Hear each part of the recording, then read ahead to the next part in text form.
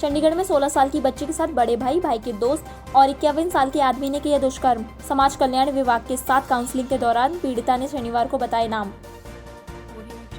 बुधवार को पेट दर्द की शिकायत के साथ GMSS 16 पहुंचने पर बच्ची की गर्भवती होने की खबर आई सामने।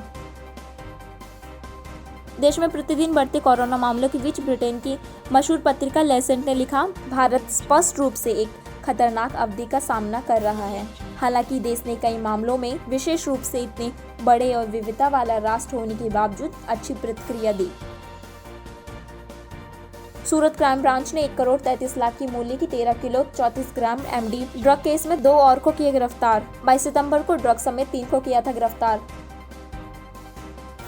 आगरा के परिवहन विभाग के अधिकारी की बेटी ने 6 महीने में ऑनलाइन गेम खेलकर गंवाए 2.5 लाख रुपए। ऑनलाइन क्लासेस के लिए दिया गया था मोबाइल। 22 सितंबर को साइबर क्राइम की आशंका से दर्ज कराए गए केस की जांच रिपोर्ट से पैसे गेमिंग कंपनी को ट्रांसफर करने की बात आई सामने। राष्ट्रीय जांच एजेंसी ने शनिवार को अलकायदा के संदिग्ध आतंकी समीम अंसारी को पश्चिम बंगाल से किया गिरफ्तार। लॉकडाउन के दौरान बंद होने से दिल्ली मेट्रो को हुआ 1609 करोड़ का घाटा। शहरी कार्य राज्य मंत्री हरदीप पुरी ने दी जानकारी। भारत चीन विवाद पर बोले विदेश मंत्री S जयशंकर, हमें हमारे हितों की रक्षा करने में अपने सशस्त्र बलों पर और उनकी क्षमता पर विश्वास करने की जरूरत है। उन्होंने कहा कि चीनियों से बातचीत करने में सैन्य कमांडरों और कूटनीति माध्यमों दोनों पर भी विश्वास करने की जरूरत। भारतीय आयुर्विज्ञान अनुसंधान परिषद के सर्वे के अनुसार भारतीय हार्ड इम्यूनिटी से कोसों दूर। धार्मिक स्थलों में पूजा अर्चना के दौरान मास्क पहनने पर जोर देते हुए केंद्रीय स्वास्थ्य मंत्री डॉक्टर हर्षवर्धन ने रविवार को प्रेस वार्ता में बताया, ICMR के दूसरे सीरो सर्वे के परिणाम जल्द घोषित किए जाएंगे, जिसके शुरुआती नतीजों के अनुसार हम हार्ड इम्यूनिटी से काफी दूर हैं। ऐसे में कोरोना नियमों का पालन करें। पहले सीरो सर्वे में 0.73% लोगों में ही मिला था वायरस। देश में अब तक कोरोना संक्रमितों की संख्या 7 लाख के पार, जिसमें 50 लाख से अधिक हुए स्वस्थ। केंद्रीय स्वास्थ्य मंत्री डॉक्टर हर्षवर्धन ने 3 शहरों से शिकायत मिलने के बाद निजी अस्पतालों को प्लाज्मा थेरेपी जैसी एक्सपेरिमेंटल थेरेपी का प्रयोग करने से रोका। सोमवार को साउथ ब्लॉक में हुई रक्षा खरीद परिषद की मीटिंग में रक्षा मंत्री राजनाथ सिंह ने अमेरिका से 720 करोड़ मूल्य के असॉल्ट राइफल्स, 970 करोड़ के एंटी एयरफील्ड हथियार और 540 करोड़ की लागत से हाई फ्रीक्वेंसी रेडियो सेट खरीदने का लिया फैसला।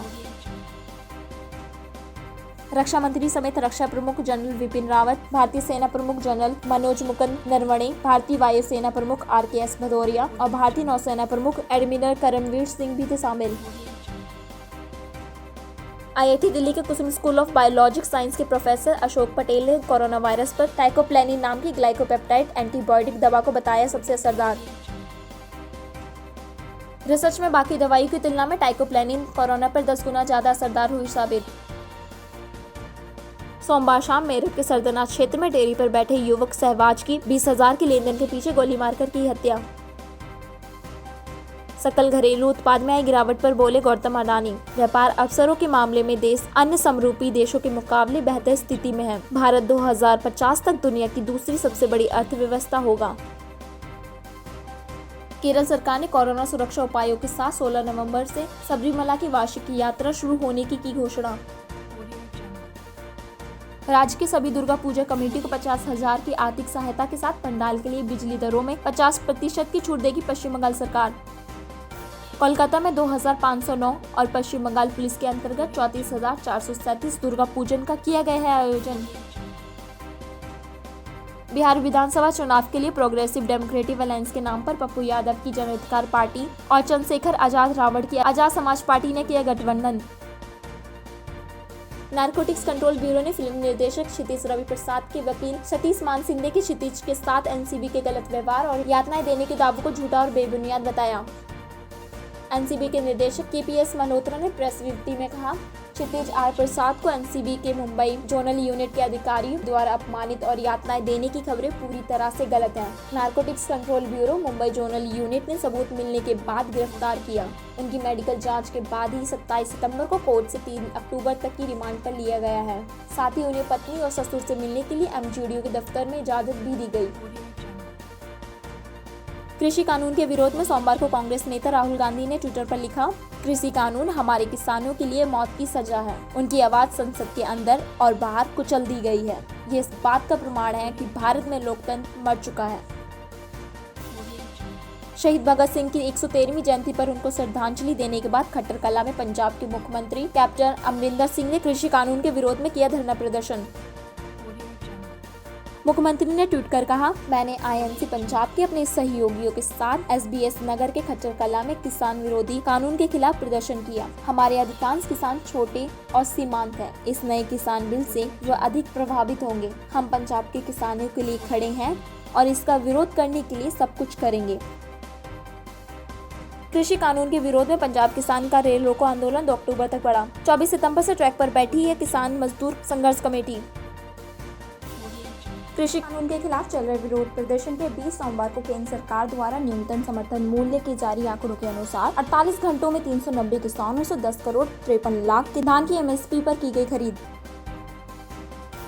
सहारनपुर में जिला विद्यालय निरीक्षक डॉक्टर अरुण कुमार दुबे पर मानसिक उत्पीड़न के गंभीर आरोप लगाते हुए विद्यालय के सभी कर्मचारियों ने जिला विद्यालय निरीक्षक के खिलाफ किया धरना प्रदर्शन।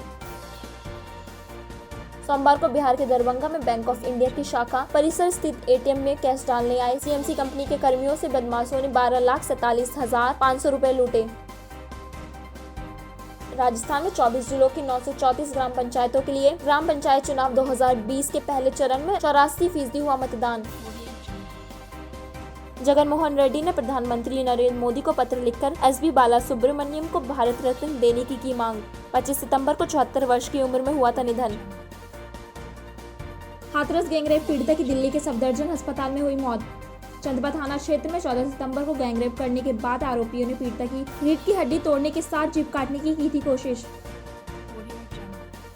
9 दिनों तक बेहोशी के दौरान अलीगढ़ के जैन मेडिकल कॉलेज में थी भर्ती। शुरुआत में पुलिस ने रेप की जगह मामूली छेड़छाड़ का किया था केस दर्ज।